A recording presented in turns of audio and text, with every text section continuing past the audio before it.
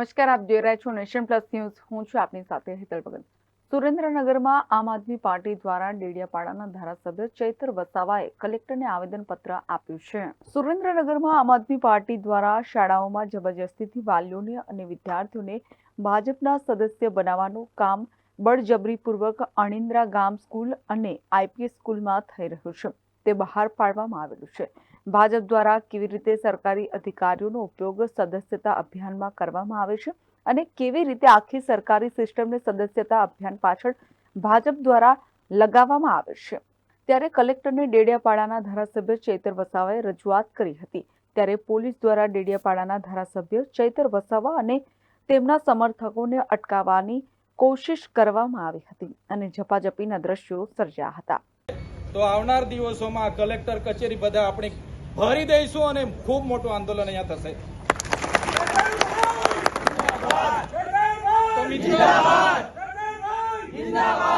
મિત્રો, આ નાની સૂની લડાઈ નથી. જ્યારે પણ આપણે ખાડા પૂરવાનું આવેદન આપવા આવીએ, જ્યારે પણ શિક્ષકો મૂકવાનું આવેદન આપવા આવીએ, શું અમારે આંદોલન જ કર્યા કરવાના છે? શું અમારે લડેંગે જીતેંગે જિંદાબાદ મુર્દાબાદ જ કરવાનું છે? તમે ભાઈ કરવાના છો જિંદાબાદ મુર્દાબાદ કાયમ? લડેંગે જીતેંગે કાયમ જ કરવાનું છે. એટલા માટે કેમ છું, હવે એકતા બતાવો. હવે આવેદન નિવેદન બંધ.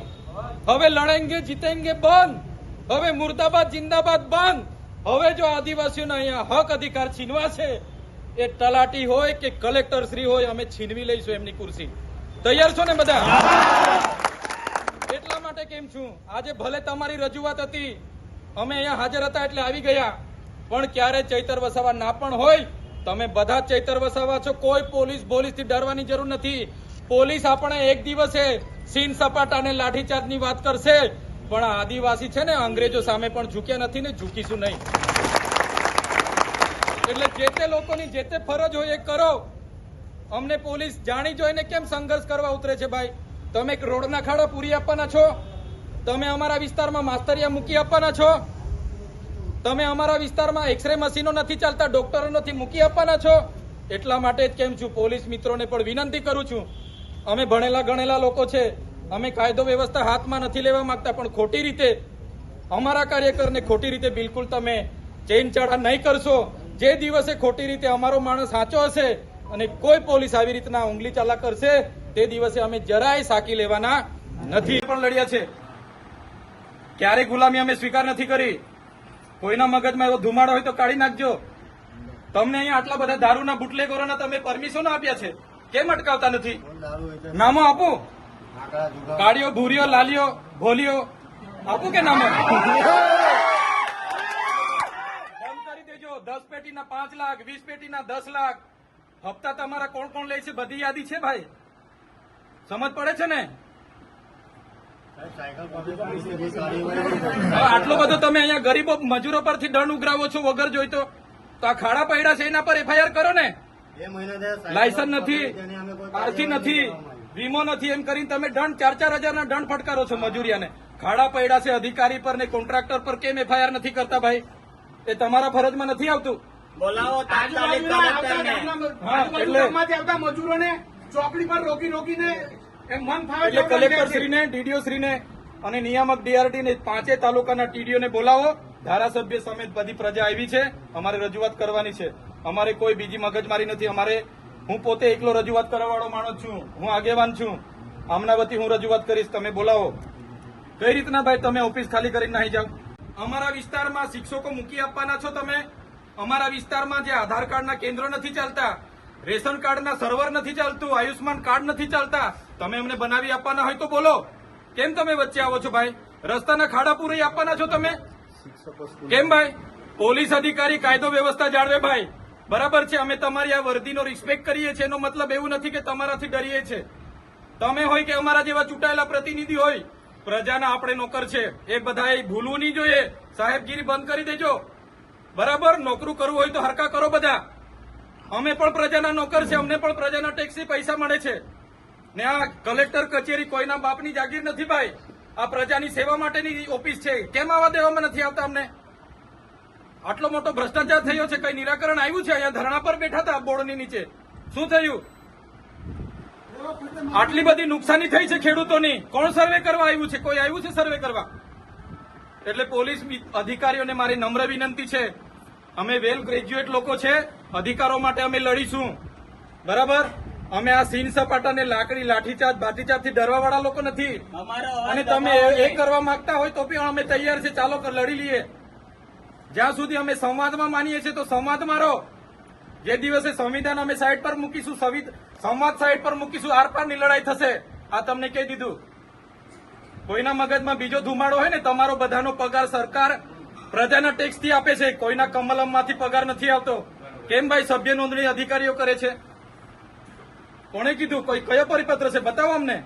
એટલા માટે કેમ છો અહીંયા collector Shri Narmada, DDO Shri Narmada, DRD નિયામક શ્રી અને 5 તાલુકાના ટીડીઓ હશે તો જ અમે ખુલાસો આપીશું. અમે બધા પુરાવા લઈને આવ્યા છે, પુરાવા સમેત ખુલાસો અમે આપવા તૈયાર છે. બધા અધિકારીઓને અમને ખુલાસો જોઈએ. અહીં સુધી અમે જઈશું નહીં. 2 દિવસ રોકાવું પડશે તો રોકીશું. હજુ પણ અમારે 5-10 હજાર લોકોને બોલાવવા છે તો અહીંયા બોલાવીશું.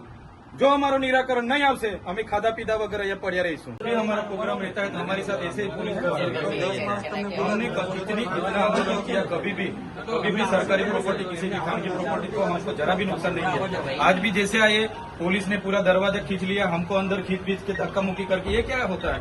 ऐसा थोड़ी नहीं. कलेक्टर ऑफिस प्रजा की है, ये कोई पेढ़ी की थोड़ी ना है. कलेक्टर ऑफिस में अगर अपने 5 से ज्यादा लोगों को आना है, मैं एमएलए हूँ सर, मुझे भी पता है, लेकिन आपकी पुलिस जानबूझकर धक्का मुक्की, मेरे खुद से धक्का मुक्की हुई ना. पूछो ये चौधरी साहब थे. कौन 5-6 लोग आएंगे वो बताओ. तो ये मैं आपसे क्लियर करना चाहता हूँ. हर बार किसी भी मैटर पे आते हैं तो पुलिस को सामने रख दिया जाता है. ये बिल्कुल नहीं चलेगा. પ્રશ્ન ગંભીર છે. કલેક્ટર સાહેબ, એક જ મિનિટ. આપણે કલેક્ટર સાહેબ, ડીડીઓ સાહેબ, ડીઆરડી ના નિયામક અને ટીડીઓ, ડેડિયાપાડા સાગબારાના ટીડીઓ, 5 તાલુકાના ટીડીઓ, પછી જ અમે અહીંથી ખસીશું. અહીંથી અમે જઈશું નહીં. ના બિલકુલ નહીં. ધારાસભ્ય આવ્યા છે, કોઈ ડિપાર્ટમેન્ટ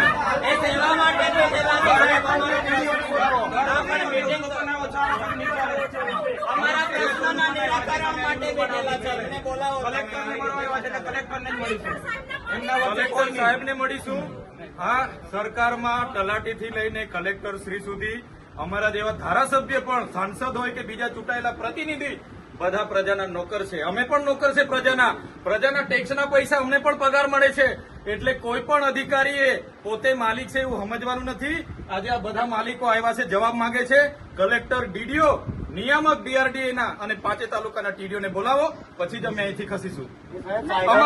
અમારે પોલીસ સાથે કોઈ લેવા દેવા નહીં. કાયદો અને વ્યવસ્થા જળવાય એ જવાબદારી પોલીસની છે. પોલીસ મિત્રોને હું વિનંતી કરું છું, ભાઈ અમે શાંતિથી રજૂઆત કરવા આવ્યા છે. તમે ઘર્ષણ નહીં કરો જાણી જોઈને. અમારી સાથે તમે શું કરવા ઝઘડો ઉભો કરો છો? ભાઈ કાયદો વ્યવસ્થા જાળવો ને તમે. નર્મદા જિલ્લામાં એક બાજુ આધાર સેવા કેન્દ્રના સર્વર ઠપ છે, કેન્દ્ર બંધ છે. એક બાજુ આયુષ્માન કાર્ડ હોય, રેશન કાર્ડ કઢાવવા માટેના સર્વરો બંધ છે, ઓફિસો બંધ છે. અમે ખાડા પૂરવા માટેની રજૂઆતો કરીએ છીએ, ખાડા નથી પૂરાતા. પ્રધાનમંત્રી આવાસ યોજનાના ઘણા લોકો પેન્ડિંગ છે. નળ સે જલમાં પાણી નથી આવતા. યુવાનો બેરોજગાર છે. અહીંયા શિક્ષકોની ભરતી આ વહીવટી તંત્ર દ્વારા કરવામાં નથી આવતી. અને છેલ્લા 3 દિવસથી 9 તારીખથી લઈને નર્મદા જિલ્લા વહીવટી તંત્ર દ્વારા બીજેપી સભ્ય અભિયાનમાં જોડાવા માટેની ઝુંબેશના રૂપે કામગીરી ચાલે છે. અમે ગઈકાલે 17 જણને ગામડાઓમાં રોક્યા, એમના આઈડી કાર્ડ જોયા તો ટીડીઓ શ્રીએ જાતે બીજેપી સદસ્યના એક કર્મચારીના કાર્ડ બનાવ્યા, એમના પરથી ઓટીપી લઈને એમની નોંધણી કરી. તો દરેક જિલ્લાઓમાં હવે ભાજપના કાર્યકરોને લોકો ઉભા નથી રાખતા, એટલે હવે કર્મચારીઓને ટાર્ગેટ આપવામાં આવ્યો છે. અમારે ડેડિયાપાડાની વાત કરું, મનરેગાને 13,000નો ટાર્ગેટ છે, તલાટીઓને નાના સેજાવાળાને 500 અને મોટા સેજાવાળાને 800નો ટાર્ગેટ છે. એવી રીતના ડીઆરડીના તમામ કર્મચારીઓ છેલ્લા 3 દિવસથી સભ્ય નોંધણીની કામગીરી ઝુંબેશના રૂપે કરે છે. એના પુરાવા અમે આજે ડીડીઓ શ્રી, કલેક્ટર શ્રી અને એસપી શ્રીને આપ્યા છે.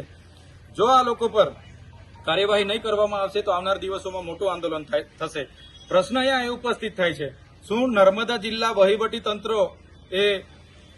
તંત્રનો પગાર શું ભાજપની કમલમ ઓફિસોમાંથી આવે છે? તો કેમ આ ઝુંબેશના રૂપે આટલા બધા કર્મચારીઓ ગામડાઓમાં સભ્ય નોંધણી માટે નીકળી પડ્યા છે? તો એની રજૂઆત માટે આજે અમે આવ્યા હતા.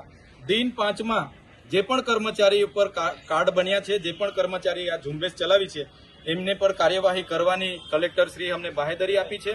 ડીડીઓશ્રીએ પણ બાહેધરી આપી છે. જો કાર્યવાહી નહીં થશે તો દિન 5 પછી હજારોની સંખ્યામાં અમે ફરી અહીંયા આવીશું અને ઉગ્ર આંદોલન અમારું આગળ ચાલુ અધિકારી રહેશે. નામ શું કયા અધિકારીઓ ટીડીઓશ્રીએ સોમવારે 9 તારીખે મિટિંગો લીધી ડેડિયાપાડા સાગબારા તમામ ટીડીઓએ, અને એમણે કીધું કે ડીડીઓશ્રીની સૂચના છે. અમે પોતે પૂછ્યું, ડીડીઓશ્રીની સૂચના છે, અને ટાર્ગેટો આપ્યા, લક્ષ્યાંક આપ્યો, અને ઝુંબેશના રૂપે કામગીરી ચાલે છે. આજે પણ બધા કર્મચારીઓ ગામડામાં છે, તો સરકારી કર્મચારીઓને આટલા બધા પ્રશ્નો છે તે દેખાતા નથી, અને બીજેપીના સભ્ય નોંધણીમાં બધા ફરે છે. એટલા માટે અમે આજે હજારોની સંખ્યામાં અહીંયા રજૂઆત કરવા માટે આવ્યા છે.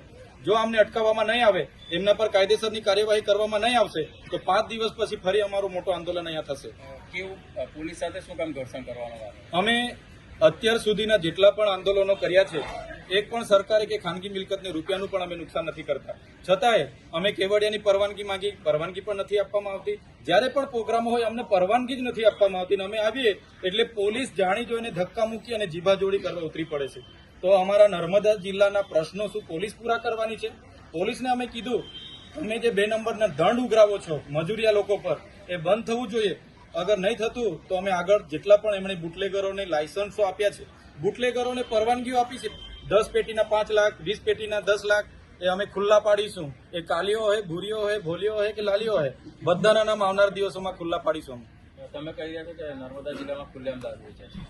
બિલકુલ દારૂબંધીનો અમલવારી બિલકુલ નથી થતી. કેટલી વાર અમારે ધરણા પર બેઠવું પડ્યું દારૂના માટે. અહીંયા આઈજી સાહેબનું ઇન્સ્પેક્શન હતું, ત્યાં પણ અમે કીધું, છતાં પણ કોઈ નિરાકરણ નથી. એટલે પોલીસને અમારી વિનંતી છે કે પોલીસ હોય કે તલાટીથી લઈને કલેક્ટર કે અમારા જેવા ધારાસભ્ય, આપણે બધા પ્રજાના નોકર છે, પ્રજાના પરસેવાના ટેક્સના પૈસે આપણને પગાર મળે છે. આપણે ક્યારે પ્રજા પર માલિક નહીં બનવાનું. બધા સાહેબગીરી કરવા લાગેલા છે. એટલા માટે જ આજે અમારે ઉગ્ર સ્વરૂપે રજૂઆત કરવી પડી છે. બાબતની એસપીને રજૂઆત કરવામાં આવી છે આજે. આ બાબતની આજે એસપી સાહેબ સાથે રજૂઆત કરી છે.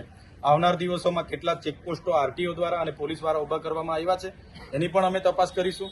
અને કેટલો દંડ છેલ્લા વર્ષમાં આજની સ્થિતિએ કેટલો દંડ એમણે ઉઘરાવ્યો છે, કયા પ્રકારના વાહનો પર, એ પણ અમે માહિતી માંગીશું. આજે કાચ તૂટી ગયો છે, ધક્કામુક્કીનું કાંઈ નુકસાન પહોંચ્યું છે, એ બાબતે શું કહેશો? હવે કાચનું મને બહુ આઈડિયા નથી, પણ ગેટ બંધ હતો એટલે ગેટો બી કૂદીને ગેટો ખોલાવીને અમે અંદર ગયા છે. કયા અધિકારીઓ ભાજપના સભ્ય બનાવવા માટે TDO ભૂમિકા ભજવે છે અને નામ શું છે? આપણે ડેડિયાપાડાના ટીડીઓ, મારે ત્યાં ગઈકાલે કર્મચારીઓ આવ્યા, એમને પૂછ્યું, એમના કાર્ડ પણ મેં લીધા. તો ડેડિયાપાડાના ટીડીઓ જગદીશ સોની અને તમામ ટીડીઓને સૂચના છે, અને ડીડીઓ સાહેબે કીધું છે. આવી રીતના બધા કર્મચારીઓના પણ કાર્ડ બન્યા છે, અને આ જ કર્મચારીઓ ઝુંબેશના રૂપે, આ બધા કર્મચારીઓ છે, એ ટીડીઓ જાતે કર્મચારીઓનું રજીસ્ટ્રેશન કર્યું અને કર્મચારીઓ પર ઓટીપી આવે છે માગીને કાર્ડ બનાવ્યા છે ટીડીઓ જાતે. આ તમામ હજુ ઘણા છે, આ બધા કર્મચારીઓ છે. તો શું કર્મચારીઓને પગાર ભાજપના કાર્યાલયમાંથી મળે છે? એટલા માટે જો આ કર્મચારીઓ પર કાયદેસરની કાર્યવાહી નહીં થશે, દિન 5 પછી આનાથી પણ મોટું આંદોલન અહીંયા કલેક્ટર કચેરી પર થશે. Bureau report nation plus news. સમાચારોના સતત અપડેટ મેળવવા માટે અમારી નેશન પ્લસ ન્યૂઝની યુટ્યુબ ચેનલને સબસ્ક્રાઇબ કરો, બેલ આઇકન દબાવો અને જોડાયેલા રહો ફેસબુક, ઇન્સ્ટાગ્રામ અને ટ્વિટર પર.